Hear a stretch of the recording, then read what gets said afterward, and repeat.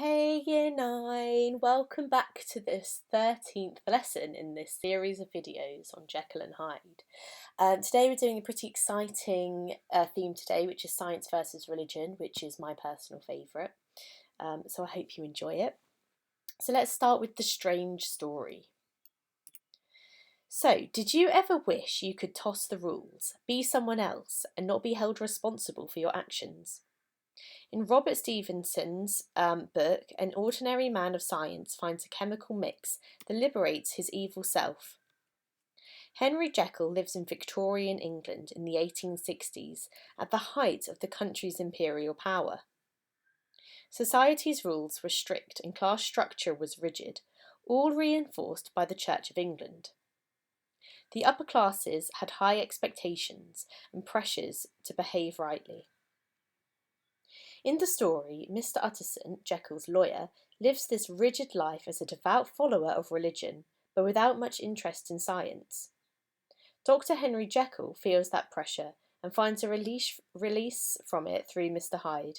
He is the opposite of Utterson in this respect, and finds the avenue to the supernatural not through religion but through science. Like a modern-day drug addict, he leaves behind his upstanding self and becomes another person. So as always, I'll give you a couple of seconds to pause the video in order to make notes.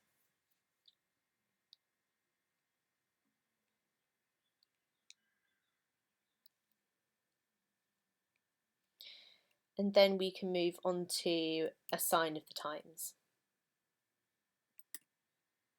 Okay, so what inspired this tale?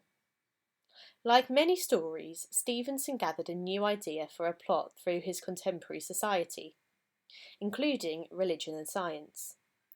Besides the pressures of Victorian society, by 1850 the Industrial Revolution was in full swing. New inventions were popping up and production was booming. The British Empire was a global conduit for the sharing of ideas. So another word for conduit is channel or outlet. Across the ocean in America, Edgar Allan Poe's dark romanticism explored the dark side of a man.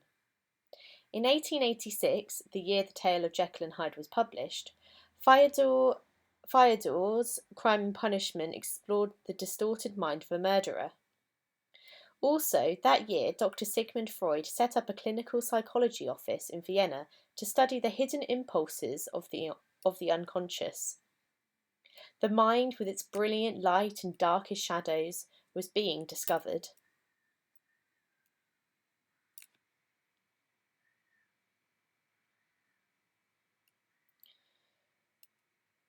Okay, let's move on to the new narrative then. So by the 19th century, science was providing answers that the church could not. This created a duality of thinking. Some distrusted science, certainly and above all, Charles Darwin's The Origin of the Species. Darwin's theory of evolution unearthed a new narrative where the human race developed slowly and progressively from a primitive form to modern man over millions of years. Until then, the only accepted story was Genesis, where man was created instantly in a world 6 days old. Some people, like the lawyer Utterson in Jekyll and Hyde, had no interest in science. Utterson reads the scriptures nightly till the church bells signal bedtime. He tells Jekyll in reference to Hyde that he read Satan's signature upon a face. It is on that of your new friend. Others describe Hyde as not exactly human. Soon, Utterson can't believe his eyes when he sees a pious work with blasphemies written in Jekyll's handwriting when he was Hyde. In all respects, the devil lives in Hyde, like Mary Shelley's Frankenstein nearly 70 years before the evil Edward Hyde is a product of science. And as Dr. Lanyon, a former friend of Jekyll, puts it, Dr. Jekyll's ideas are nothing more than scientific heresies. Dr. Lanyon disagrees with Jekyll's scientific recklessness in contrast with Utterson's rejection of science altogether.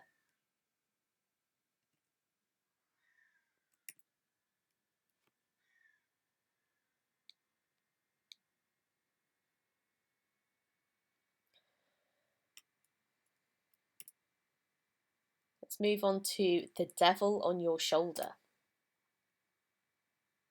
One area where science and religion agree is the duality of human nature. It's the split personality of mankind, where rational people obey laws, go to work, raise a family, but deep inside have the potential for criminal actions, violence, dishonesty, and chaos. Religion promotes this duality by telling us that God is the force of good and Satan is evil.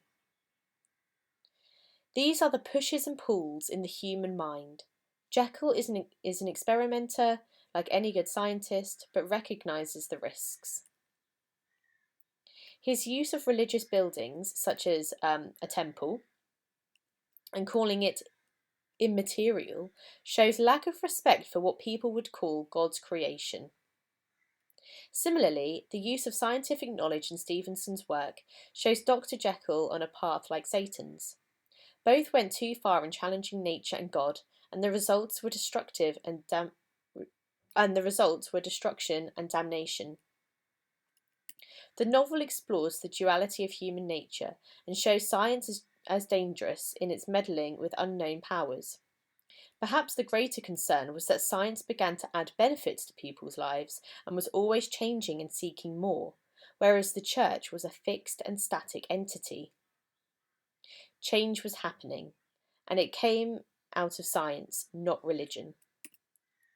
Religion carried the same message on a perpetual loop, so a constant loop, while science was an explosion of innovation and tangible benefits.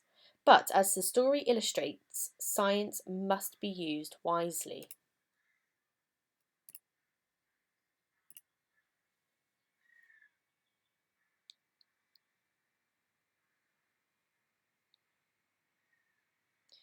Okay, so the final slide we're going to look at is called Does Life Imitate Art?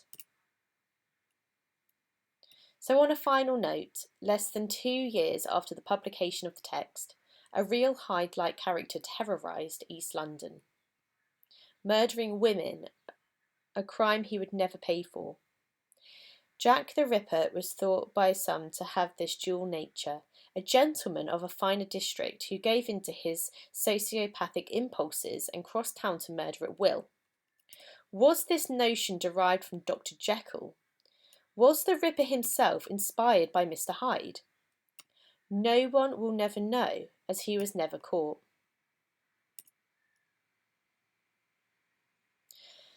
Okay, so just as you're finishing off your notes for today, I'm just going to give you a quick summary. So, in Stevenson's text, an ordinary man of science finds a chemical mix that liberates his evil self. The novel explores the rules of Victorian society and the hidden impulses within us. The 19th century scientific discoveries challenged the formerly undisputed word of the Church and revealed the duality of the human mind. As a cautionary tale, we are shown that evil can be a product of science. Alright then, Year 9, thank you so much for listening to this video. I know it's been a bit longer this time, but this is a really important theme that we need to know about, so that's why it's so long. But well done, keep up the good work, and if you've got any questions, just let me know.